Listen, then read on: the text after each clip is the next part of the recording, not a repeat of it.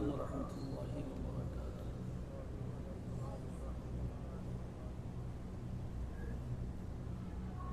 الحمد للہ رب العالمین،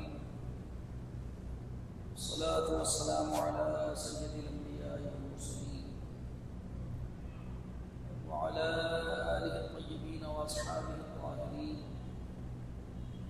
اما بعد،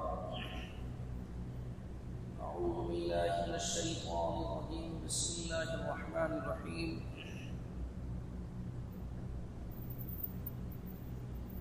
ولا تقولوا لمن يقتل في سبيل الله أموات بل أحياء ولكن لا تشعرون۔ صدق اللہ العظیم۔ آئیے حصول برکت و سعادت کے لیے مصطفیٰ جان رحمت، شمع بزم ہدایت، نوشہ بزم جنت، حضور احمد مصطفیٰ محمد مصطفیٰ صلی اللہ تعالی علیہ وآلہ وسلم کی بارگاہ گوہر بار میں ہدیہ درود پاک پیش کریں۔ سب مل کے پڑھیں، اللہم صلی علی سیدنا و مولانا محمد معدن الجود والکرم وآلہ وصحبہ وبارک وسلم، صلاۃ و سلام دائما علیک یا رسول اللہ صلی اللہ تعالی علیہ وسلم۔ زندہ رہ جاتے ہیں جو مر جاتے ہیں حق کے نام پر، زندہ رہ جاتے ہیں جو مر جاتے ہیں حق کے نام پر، اللہ اللہ موت کو کس نے مسیحا کر دیا۔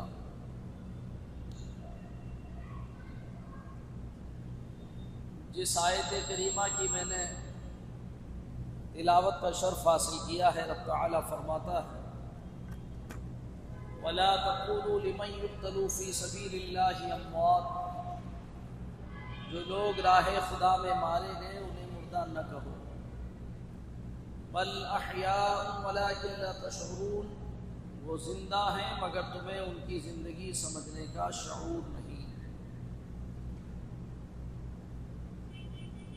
اس کا مطلب یہ ہوا کہ کوئی بات آپ کے شعور میں، آپ کی عقل میں نہ آئے اور اللہ کا حکم ہو تب بھی اسے مانو۔ ہر حکم کو اپنی عقل کی ترازو پر تولنے کی کوشش مت کرو، اس لیے کہ ہماری عقل، ہمارا شعور، ہمارا علم ہمیں دھوکہ دے سکتا ہے، لیکن اللہ کا فرمان غلط نہیں ہو سکتا۔ اللہ تبارک و تعالیٰ نے فرمایا مردہ مت کہو، تو اب ہمارا ایمان ہے کہ شہید زندہ ہیں۔ زندے کا مطلب یہ نہیں کہ وہ ہمیں راستوں میں چلتے پھرتے نظر آئے، بلکہ اللہ نے ان کو حیات برزخی عطا فرمائی ہے۔ عالم دنیا کے بعد جو دوسرا عالم ہے وہ عالم برزخ ہے، اور اس کے بعد پھر عالم آخرت۔ اس لیے ہمارا عقیدہ یہی ہے کہ شہید زندہ ہیں، اللہ تعالیٰ نے انہیں حیات برزخی عطا فرمائی۔ زندہ جاوید ہیں ملت کے شہیدان کرام، نوجوانوں تمہیں معلوم بھی ہے ان کا مقام، یہ وہ ارباب بقا ہیں کہ لہو سے اپنے کھینچتے صفحے ہستی پہ ہیں نقش دوام، ان کی تربت پہ فرشتوں کی صفیں ہوتی ہے، لے کے آتی ہیں جو حیات ابدی کا پیغام۔ معزز سامعین کرام، امام عالی مقام رضی اللہ تعالی عنہ اور ان کے تمام اعوان و انصار کو محرم کی 10 تاریخ کو کربلا کی زمین پر یزیدیوں نے بھوکا اور پیاسا رکھ کر کے دردناک طریقے سے قتل کر دیا۔ اسی پر اکتفا نہیں کیا بلکہ ان کے سروں کو تن سے جدا کر کے، نیزوں پر بلند کر کے ایک جلوس کی شکل میں وہاں سے کوفہ لے کر کے آئے ابن زیاد کے دربار میں، تاکہ وہاں سے پھر ہمیں انعام و اکرام ملے۔ اس بات کو اچھی طرح سے ذہن میں رکھیے کہ یزید کا تخت سلطنت دمشق میں تھا، وہ اس کی راجدھانی تھی، وہ اس کی کیپٹل سٹی تھی، اور کوفہ یہ عراق کا ایک شہر ہے جو عربی کا علاقہ کہلاتا ہے۔ امام علی مقام مدینے میں تھے،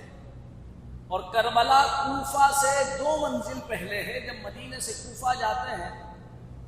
تو اس زمانے کے راستے کے اعتبار سے 2 منزل پہلے کربلا ہے، یہ نقشہ ذہن میں ہونا چاہیے۔ آپ یہ سوچتے ہوں گے کہ یزید میدان کربلا میں تھا۔ یزید اپنے مرکز میں بیٹھ کر کے حکم جاری کر رہا تھا۔ اس نے کوفہ کے گورنر عبید اللہ ابن زیاد کو یہ حکم دیا تھا کہ مجھے معلوم ہوا ہے کہ کوفہ کے اندر حسین ابن علی آ چکے ہیں یا آنے والے ہیں، ان کا نمائندہ پہنچ چکا ہے، اور وہاں کا گورنر جو ہے وہ سختی سے کام نہیں لے رہا ہے، اس لیے وہاں کے گورنر کو معزول کیا جاتا ہے اور اس کی جگہ پر تمہیں وہاں کا گورنر مقرر کیا جاتا ہے۔ ابن زیاد کون تھا؟ یہ ابن زیاد بصرہ کا گورنر تھا، مگر بلا کا سفاک اور خونخوار مزاج کا آدمی تھا۔ تو یزید نے جب دیکھا کہ کوفہ کے گورنر حضرت نعمان ابن بشیر کے صحابی رسول تھے،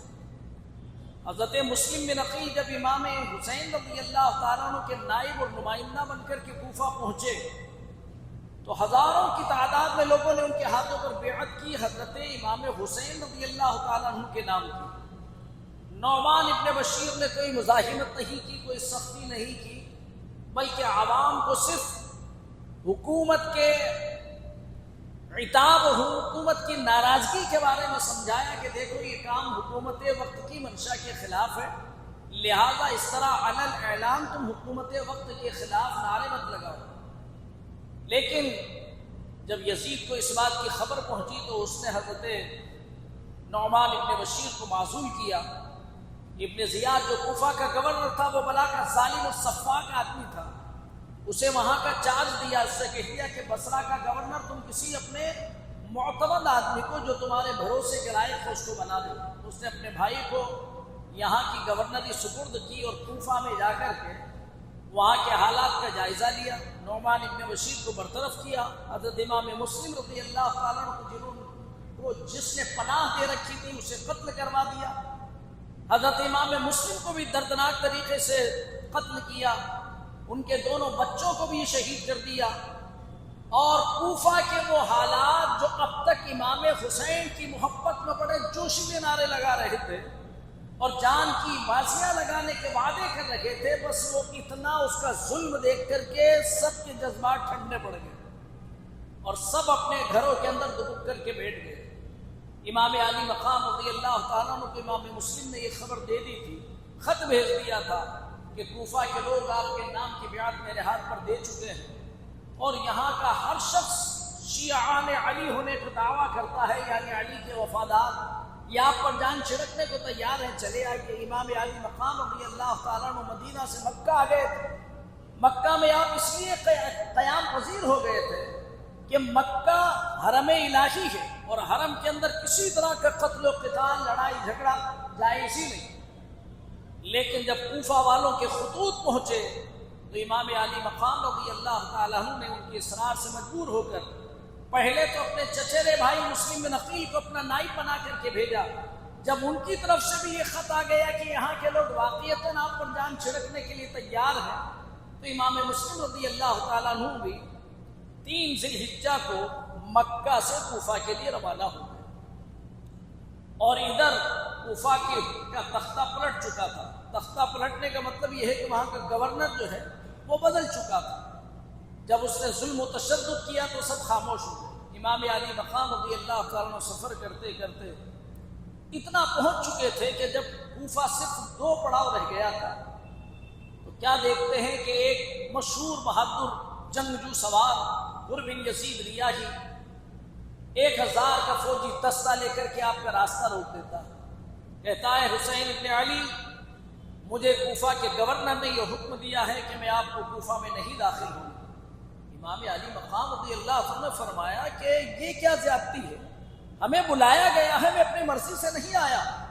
اور آپ کے خطوط کا وہ تھیلا جو کوفہ والوں نے بھیجا تھا، تقریباً 150 خطوط تھے،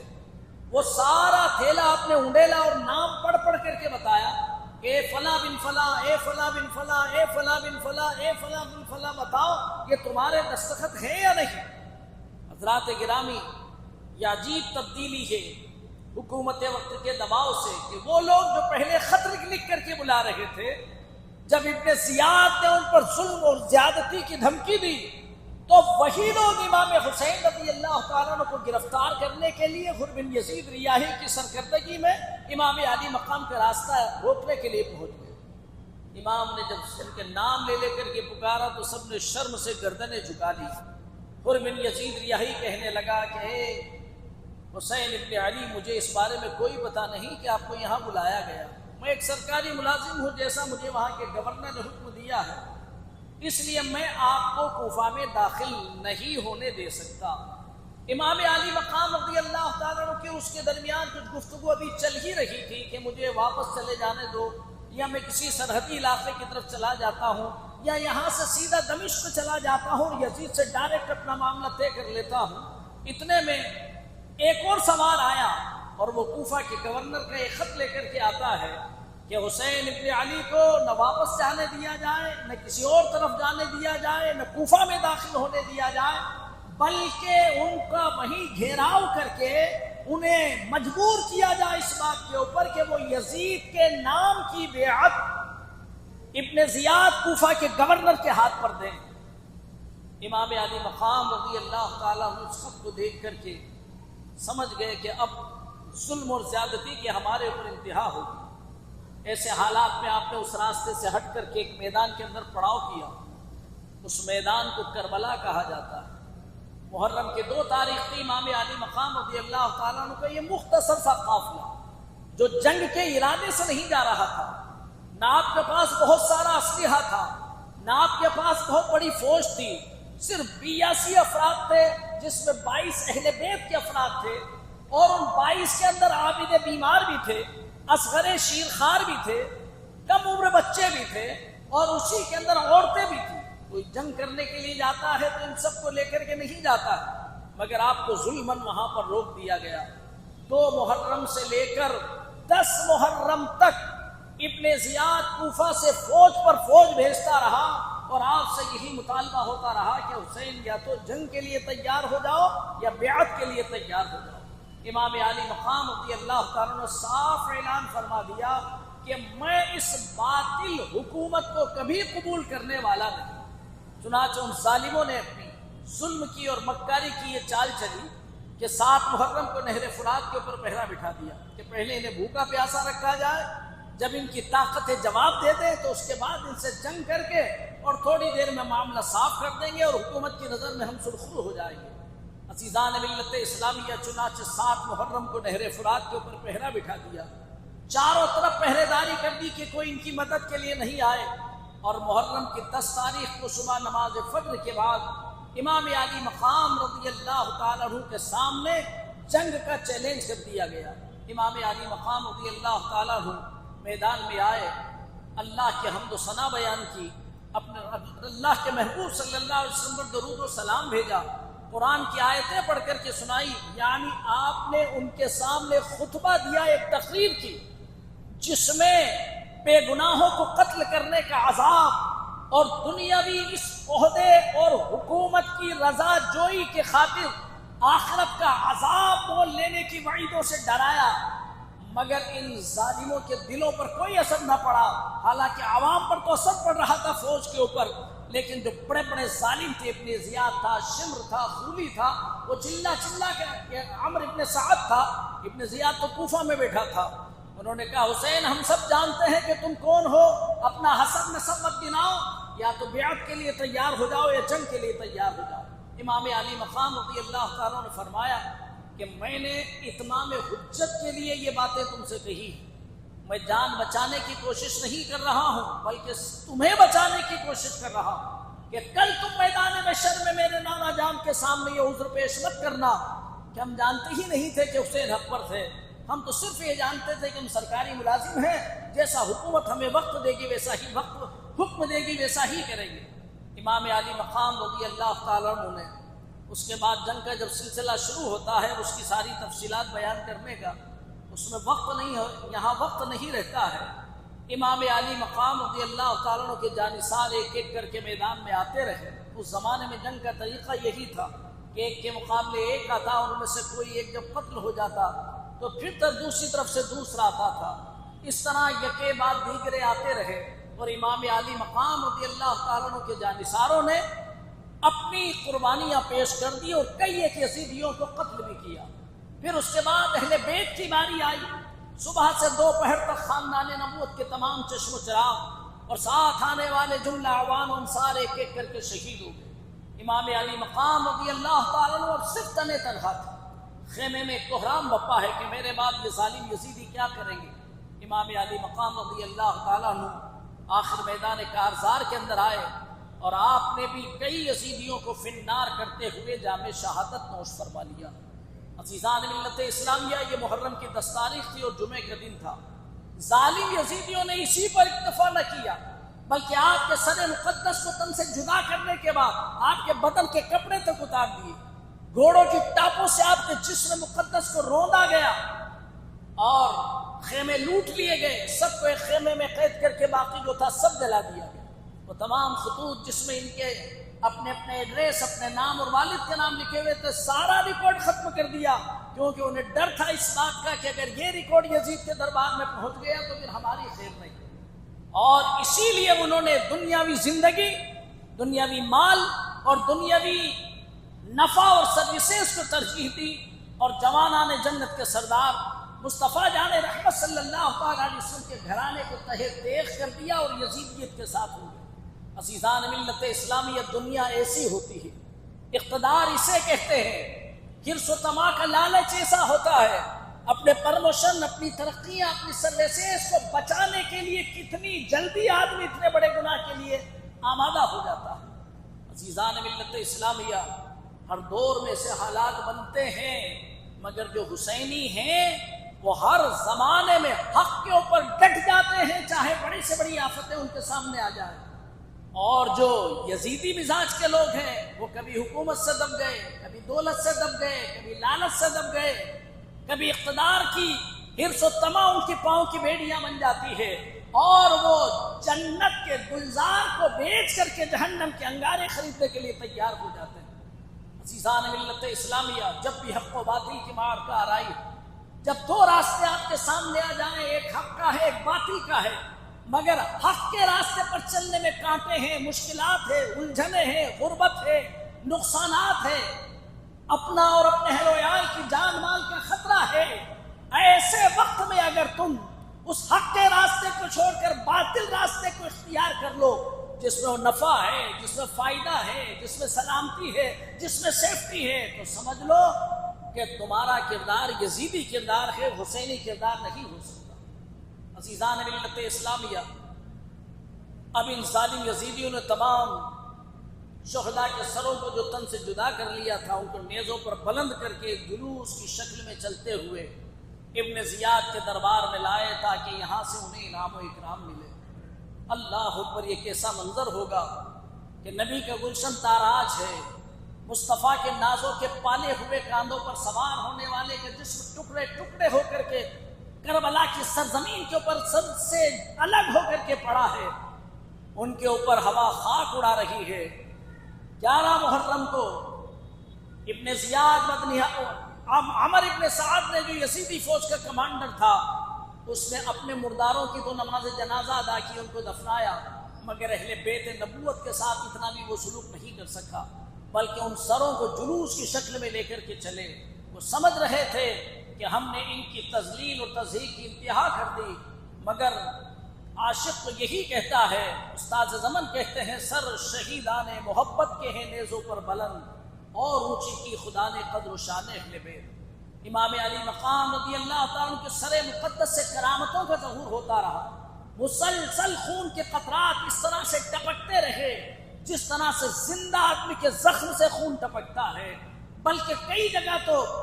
یہ واقعات ہوئے کہ جب کوفہ کی گلیوں کے اندر وہ جلوس نکالا جا رہا تھا تو امام عالی مقام رضی اللہ تعالیٰ عنہ کے لبھائے مبارک حرکت کر رہے تھے اور قرآن کی تلاوت کی آواز آ رہی تھی۔ چنانچہ حضرت زید بن ارقم صحابی رسول کا بیان ہے کہ میں اپنے مکان کے بالا خانے میں اوپر والے کمرے میں فرسٹ فلور کے اوپر بیٹھ کر کے قرآن کی تلاوت کر رہا تھا۔ امام عالی مقام رضی اللہ تعالیٰ عنہ کا سر جس کو نیزے پر بلند کر رکھا تھا میرے مکان کے سامنے سے گزرا، اس وقت میں قرآن کی سورہ کہف کی آیت پڑھ رہا تھا، ان اصحاب الکہف والرقیم کانوا من آیاتنا عجبا، اصحاب کہف وہ گھاٹی والے ہماری نشانیوں میں سے ایک عجیب نشانی ہے۔ تو امام عالی مقام رضی اللہ تعالیٰ کا سر جب ادھر سے گزر رہا تھا تو امام عالی مقام کے سر سے آواز آتی ہے، یا تالی القرآن قد عجب منہ قتلی و حبلی، اے قرآن کی تلاوت کرنے والے اصحاب کہف بے شک عظیم نشانیاں ہیں، مگر اس سے زیادہ عجیب و غریب نشانی دیکھنی ہے تو میرا قتل دیکھ لے اور میرا اس طرح سے گلی گلی گھمانا دیکھ لے۔ عزیزان ملت اسلامیہ مگر دل ان کے اتنے سخت ہو چکے تھے کہ کچھ بھی وہ عبرت حاصل کرنے کے لیے تیار نہ تھے۔ ان کے سامنے صرف دنیا تھی، اپنی سروسز تھی، اپنے پروموشن تھے، اپنی ترقیاں تھی اور حکومت وقت کی رضا جوئی تھی۔ عزیزان ملت اسلامیہ، کوفہ کے گورنر ابن زیاد بدنہاد نے پھر سر شہداء کو اب مرکزی حکومت کے پاس بھیجا، یزید کے دربار میں، یہ دکھانے کے لیے کہ بے شک میں نے جو تو نے حکم دیا تھا وہ کام کر کے دکھایا۔ امام علی مقام رضی اللہ تعالیٰ عنہ اور دیگر شہداء کا یہ سر یزید کے دربار میں پہنچتا ہے۔ راستے میں کئی کرامتوں کا ظہور ہوتا ہے، وہ ساری تفصیلات بیان کرنے کے لیے اس مختصر وقت میں گنجائش نہیں ہوتی۔ یزید کے دربار میں جب سر امام علی مقام رضی اللہ تعالیٰ عنہ پہنچتا ہے تو روایات مختلف ہے کہ کبھی تو وہ کہیں ایسا نہ ہو کہ لوگ ناراض ہو جائے، کوفیوں پر لعنت کرنے لگا، ابن زیاد کے اوپر لعنت کرنے لگا کہ اس نے ایسا غلط کیا ہے، اگر میں ہوتا تو ایسا نہیں ہونے دیتا۔ اور کبھی یہ بھی ملتا ہے کہ کبھی جوش میں کہتے ہیں کہ ہاں اب دیکھا ہے ان لوگوں نے جو بدر کے میدان میں ہمارے باپ داداؤں کو قتل کیا تھا، آج میں نے اس کا بدلہ لے لیا ہے۔ توبہ، نعوذ باللہ نعوذ باللہ۔ عزیزان ملت اسلامیہ، تفصیلات پہ جانے کا وقت نہیں، بس صرف میں ایک نقشہ آپ کے سامنے رکھنا چاہتا ہوں کہ امام علی مقام رضی اللہ تعالیٰ عنہ کے اولاد میں سے صرف ایک تنہا زین العابدین بچ کر کے آئے تھے۔ کربلا کے میدان میں امام زین العابدین کی حضرت امام حسین کی 3 بیٹے تھے۔ بڑے بیٹے کا نام علی اکبر، دوسرے بیٹے کا نام علی اوسط، تیسرے بیٹے کا نام علی اصغر۔ تینوں کے نام آپ نے علی رکھے، صرف پہچان کے لیے، ایک بڑا، ایک منزلہ، ایک چھوٹا، اکبر، اوسط اور اصغر رکھ دیا۔ حضرت علی اصغر بھی شہید ہوئے۔ حضرت علی اکبر میدان کارزار میں قتل و قتال کر کے کئی ایک کو فنار کر کے شہید ہوئے، اور حضرت زین العابدین چونکہ بیمار تھے، غش پر غش کھا رہے تھے، بخار کی تیزی تھی، اٹھتے اور پھر چکرا کے گر پڑتے تھے، اس لیے قیدی بنائے گئے۔ حضرت زین العابدین رضی اللہ تعالیٰ عنہ یزید سے کہا کہ بس اب ہماری آخری تمنا یہ ہے کہ ہمیں واپس مدینہ پہنچا دیا جائے۔ چنانچہ یزید نے پھر وہی نعمان ابن بشیر کی سرگردگی میں 1000 کی فوج دے کر اور بڑی حفاظت کے ساتھ ان کو واپس مدینہ پہنچا دیا۔ عزیزان ملت اسلامیہ، جب مدینے میں یہ لوٹا پٹا قافلہ پہنچا تو ایک بحران برپا ہو گیا۔ وہ سارے سروں کو لے کر کے لوگ مدینہ نہیں آئے، بلکہ ایک روایت یہ ملتی ہے کہ یہ لوگ جب واپس پلٹے تو 20 صفر کو واپس کربلا پہنچے، اور حضرت امام زین العابدین نے کہا کہ پہلے ہم ہمارے شہداء کرام کی لاشوں کو دفنائیں گے۔ چنانچہ ان کے سروں کو ان کے جسموں کے ساتھ کربلا میں دفنا دیا گیا۔ سر امام علی مقام رضی اللہ تعالیٰ عنہ کے تعلق سے روایات مختلف ہیں۔ ایک روایت تو یہ ملتی ہے کہ کربلا ہی میں امام علی مقام کے جسم کے ساتھ دفنایا گیا، اور ایک روایت یہ بھی ملتی ہے کہ اس سر امام علی مقام کو لے کر کے مدینہ آئے اور حضرت خاتون جنت فاطمہ الزہرا رضی اللہ تعالیٰ عنہ کے پہلو میں جنت البقیع کے اندر دفنایا گیا۔ عزیزان ملت اسلامیہ، چمن فاطمی تاراج کر دیا گیا صرف اس لیے کہ میری حکومت مضبوط رہے۔ اس کے بعد کے جو حالات ہوئے انشاءاللہ میں اس کو تھوڑا تھوڑا بیان کروں گا اگلے جمعے کو کہ یزید کی حکومت کا کیا ہوا، اور جس حکومت کو وہ مضبوط کرنے کے لیے خون اہل بیت سے ہولی کھیل چکا تھا، اس کے بعد اس کی حکومت کتنے دن چلی، اور جن لوگوں نے یہ سارا ظلم و تشدد کیا، کیا ان کو اپنے پروموشن مل گئے؟ کیا انہیں اپنی ترقیاں مل گئی؟ کیا ان کی زندگیاں پھر عیش بھری ہو گئی؟ انشاءاللہ العزیز تھوڑی اس کی تفصیل سامنے رکھوں گا۔ میں بار بار کہتا ہوں کتابی مطالعہ کرنے کا ذوق پیدا کرو۔ آج مسلمان کو سب سے زیادہ اگر دوری ہے تو وہ دینی کتابیں مطالعہ کرنے سے ہے۔ یوٹیوب کے اوپر دیکھو گے تو اس کے اندر فتنے زیادہ، دجال اور مکار لوگ زیادہ بیٹھے، تم کس کو پہچانو گے کون کیا بول رہا ہے کیا نہیں بول رہا؟ اس لیے علماء اہل سنت کی کتابیں پڑھو تاکہ صحیح روایات آپ کے سامنے پہنچے۔ اب وہ زمانہ بھی نہیں، لوگ مجلسیں سننے کے بھی شائق نہیں، اب تو ڈھول تماشا ہا ہلڑ ناچ گانے جہاں ہو رہا ہو وہاں لوگوں کی بھیڑ ہوتی۔ اللہ توفیق عطا فرمائے۔ صحیح تو یہی ہے کہ ہم اپنے اسلاف کی تاریخ کو بھول گئے، دین کو بھول گئے۔ اب ہماری زندگی صرف ایسی ہے کہ بس جس طرح سے ایک جانور کی زندگی ہوتی ہے کہ آئے حیات لائی گئے لے چلی قضا، اپنی خوشی سے آئے نہ اپنی خوشی میں۔ جانور کو کوئی پتہ نہیں رہتا ہے کہ میں کس مقصد کے لیے پیدا ہوا ہوں، مجھے کیا کرنا ہے، بس وہ یوں ہی جی لیتا ہے، کہیں چارہ کھا لیتا ہے، کہیں ڈنڈے بھی کھا لیتا ہے، اور اسی حال میں دنیا سے چلا جاتا ہے۔ یہی حال آج مسلمانوں کی ایک بڑی تعداد کی ہو چکی ہے کہ وہ اپنے مبدا و معاد سے بالکل بے خبر۔ ہم کس لیے پیدا کیے گئے، کس مقصد سے دنیا میں آئے، دنیا میں ہمیں کیا کرنا ہے اور آخرت میں کیا لے کر کے جانا ہے، اس کی کوئی فکر نہیں۔ باقی دنیا بھر کی فکریں ذہن و فکر پر ایسی سوار ہیں کہ ان فکروں ہی کو پورا کرتے کرتے کرتے کرتے قبر میں چلا جاتا ہے، مگر اس کی تمنائیں اور آرزویں پوری نہیں ہوتی۔ اللہ تعالیٰ توفیق عطا فرمائے کہ ہم دنیا میں رہ کر کے آخرت کے لیے تیاریاں کریں، دین کو سمجھیں اور اس کے اوپر عمل کریں۔ وآخر دعوانا الحمدللہ رب العالمین۔ السلام علیکم ورحمۃ اللہ وبرکاتہ۔